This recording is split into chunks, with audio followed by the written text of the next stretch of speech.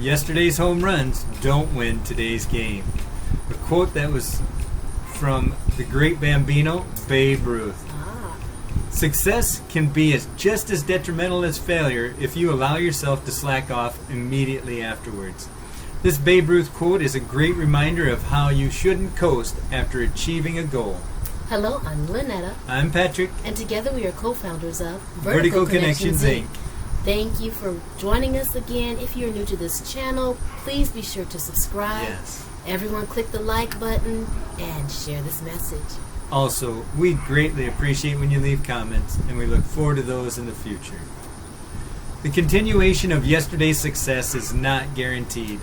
To succeed in what is becoming an increasingly more complex business world, you will need the skills to focus intently on your prospects, clients, and customers. Accurately analyze their situations and relate their needs to your company's core abilities.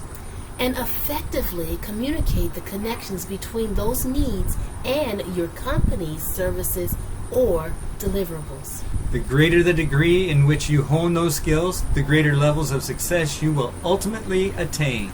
Think about this. Have you ever known a person that read a book, pondered some of its concepts it revealed, and then put it back on the bookshelf and went about their daily matters? Or you can consider this, that we're talking about that same book, but another person comes along and runs their eyes over the words on the pages. They studied the words. They applied their mind, ideas, and thoughts to the substance of the words they read. They understood that you can't apply what you don't understand, and you can't fully understand without careful examination.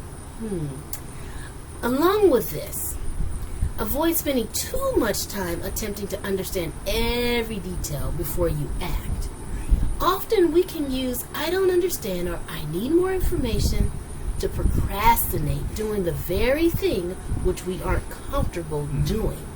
But it takes more than just careful examination. Those who achieved great success were also able to visualize themselves applying what they were studying. In their mind's eyes, they could see themselves behaving and performing in new ways.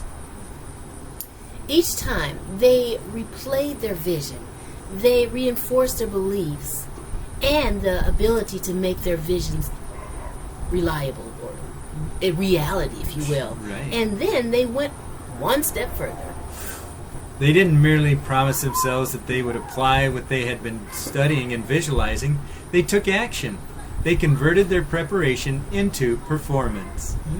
Today, there is a vast amount of information available on almost any topic to help you achieve the pinnacle of success in any endeavor or area of your life. But success is not automatic. You must be willing to first prepare, read, study, and visualize, and then perform. Jean-Baptiste Poquelin, Yes. a French playwright from the 17th century. He was best known as his stage name Molière. Ooh. He wrote, "People are all alike in their promises. It is only in their deeds that they differ." So we can have three people who will say the same thing to you, and yet you might get three different responses or the way they carry it out. So promises are one thing, but it's how people go forward and carry those promises out. Do they deliver what they're telling you? Wow, that's so true.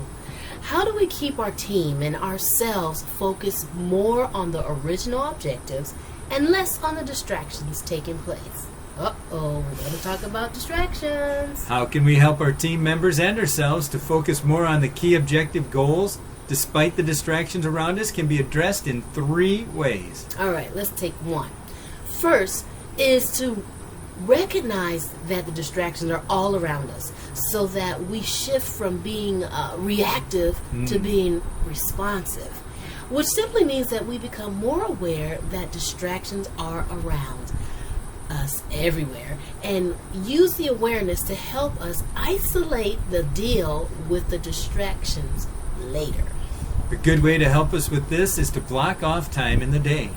They call it distraction time. where you can deal with those emails, updates, unexpected calls for help, or the need of your attention. When using the strategy, be diligent to stick to the time and not make exceptions that cause you or your team to become off task. A strict routine is crucial. Sometimes it might be helpful to allow yourself more time. Get up earlier so that you can give time to the distractions that you came across.